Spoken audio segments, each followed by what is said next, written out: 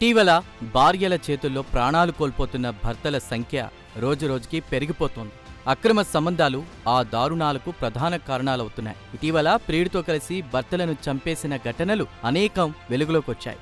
తాత్కాలిక ఆనందం కోసం క్షణికావేశంలో నేరాలకు పాల్పడుతూ జీవితాలను నాశనం చేసుకుంటున్నారు.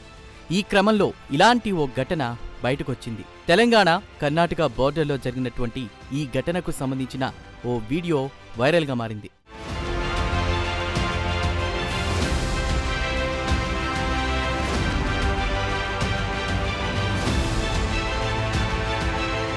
కర్ణాటక రాష్ట్రం రాయచూరు జిల్లా శక్తినగర్కు చెందినటువంటి తాతప్ప, అతని భార్య ఇద్దరు కూడా బైక్పై వెళ్తున్నారు. తెలంగాణలోని నారాయణపేట జిల్లా కృష్ణా మండలం, రాయచూరు జిల్లాలోని కడ్లూరు మధ్య కృష్ణానది ఉధృతంగా ప్రవహిస్తోంది. కృష్ణమ్మ పరవళ్లు చూసి భార్యాభర్తలు ఇద్దరూ కూడా ఆ ఆనందాన్ని ఆస్వాదించాలనుకున్నారు. అక్కడ కొద్దిసేపు ఆగి ఆ తర్వాత సెల్ఫీ దిగుదాం అనుకున్నారు. ఈ క్రమంలో బ్రిడ్జి అంచున నిలబడి సెల్ఫీ తీసుకుంటున్న క్రమంలో తాతప్ప నదిలో పడిపోయాడు. అతనికి ఈత రాకపోవడంతో ఆ ప్రవాహానికి కొట్టుకుపోయాడు. అదృష్టవశాత్తు ఓ బండరాయి వద్ద ఆగాడు. ఆ తర్వాత రక్షించాలని గట్టిగా కేకలు వేశాడు. అది గమనించిన స్థానికులు తాళ్ల సాయంతో అతన్ని సురక్షితంగా ఒడ్డుకు చేర్చారు.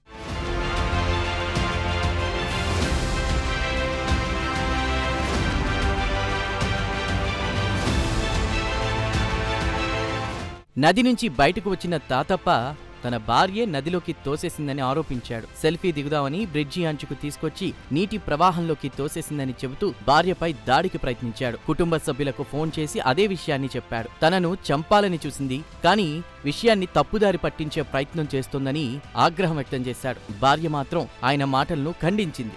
భర్తే ప్రమాదవశాత్తు నీటిలో పడిపోయాడని తెలిపింది. ఇక ఇద్దరూ గొడవపడ్డంతో స్థానికులు భార్యాభర్తలకు నచ్చజెప్పి ఇంటికి పంపారు. ఈ ఘటనకు సంబంధించిన వీడియో ప్రస్తుతం వైరల్గా మారింది.